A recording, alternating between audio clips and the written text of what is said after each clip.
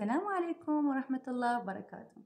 بداية كلامي صلاة والسلام على سيد المرسلين وعلى صحبه أجمعين. وياكم من يوميات منزلي الصغير فيديو جديد إن شاء الله ينال إعجابكم ورضاكم. قبل كل شي لايكاتكم الحلوة لأن دا أشوف مدى تخلون لايكات. هنا بديت ألملم بالبيت وحتى أكنس وأنظف، لأن تعرفون قلت لكم أولادي يروحون المدارس، فأرجع أني روتين اليومي تنظيف طبخ كنس مسح. ولو احنا ما عندنا هواية مسح لأنه تعرفون الشتاء، والشتاء يكون البيت نظيف باستمرار. طبعا هذا الطير اللي عندي ما يخليني أحكي. شلون وياك لولو يريدني أحاكي هو. المهم نرجع نكمل.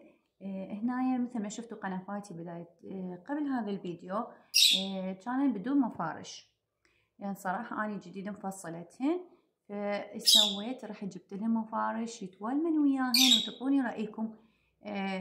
دا أشوف عاشت إيدكم، أكو لايكات بس ماكو تعليق. يا حبايب هنا راح جبت مفرش مثل ما تلاحظون، رهمته ويا الضخم مالتي. طبعا المتر مالته يطلع ب2000 دينار، مو كلش غالي. انا اخذت 3 امتار ونص، يعني انا اصلا قنفاتي كرسي المتر يعني تطلع عندي نص متره، والقنفة هاي تطلع 2.5. تمام.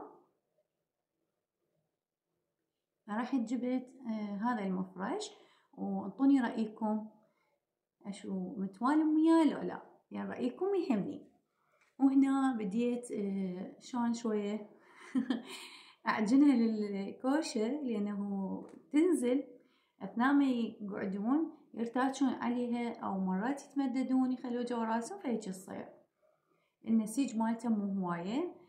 أنا أحب هذني اسفنج، هسه شوفوا هذني عندي ياهن من زمان، فقمت وجبتهن قلت حتى من يرتاجون ما يخلون هذني يتجدد.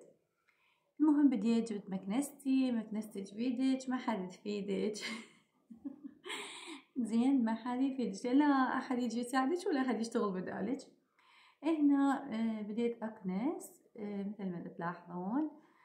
زين السريع لانه صراحة اليوم انا عندي يوم الثلاثاء والاربعاء والخميس السواق يجون متاخرين، فنبقى لحد 8 إلا 10 ويا الاطفال، لازم شو اسوي بهالحالة؟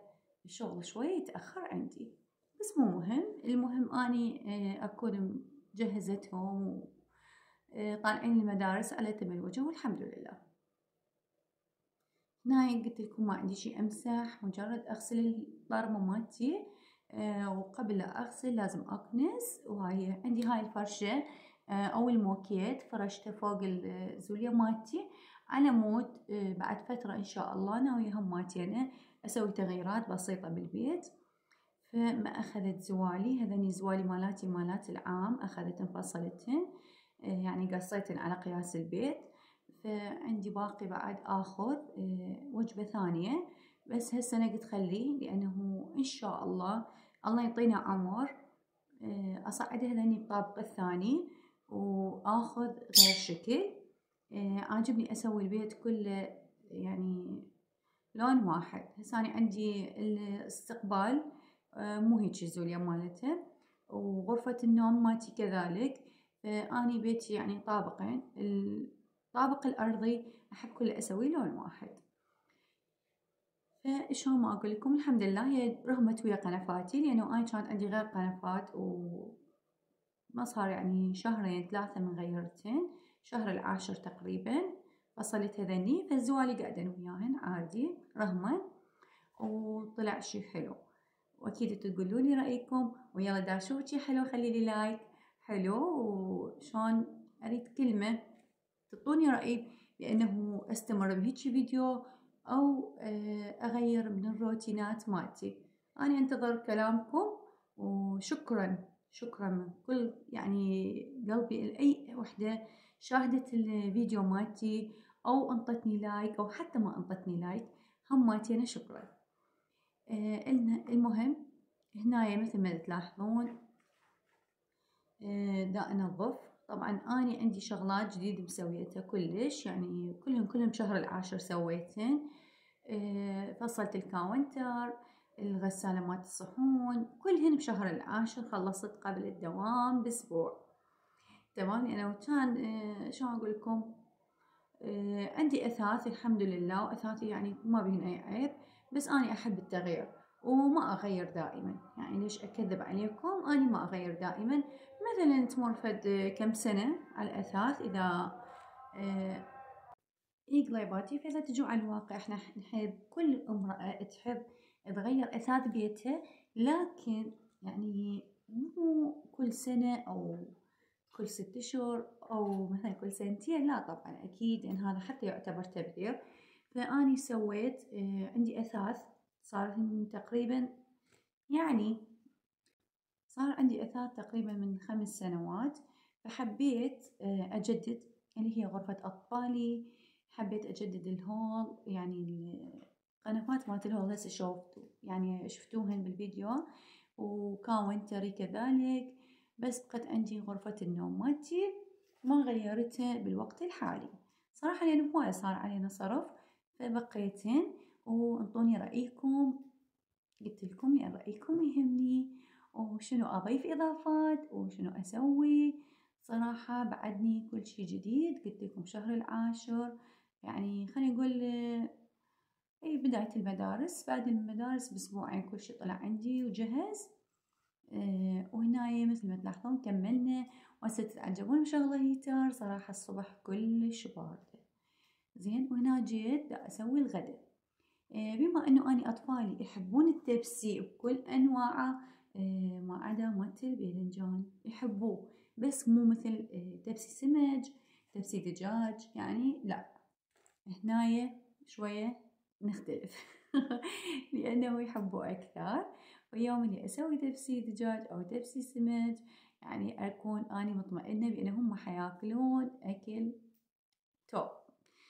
زين، لأنه يوم اللي ما أسوي لهم هيج أكلات عادي أكلهم ياكلون، بس مو هيج، يعني مو الشيء المطلوب اللي أنا أطلبه. تعرفون كل أم تحب أولادها يتغذون وياكلون، وهاي أنا أولادي يعني بسرعة يشبعون وأخلي لهم للمدارس، فمن يرجعون ماما تغدوا، ماما أكلوا، ماما شبعانين، ماما ناكل هواي. بس أنا شو أسوي؟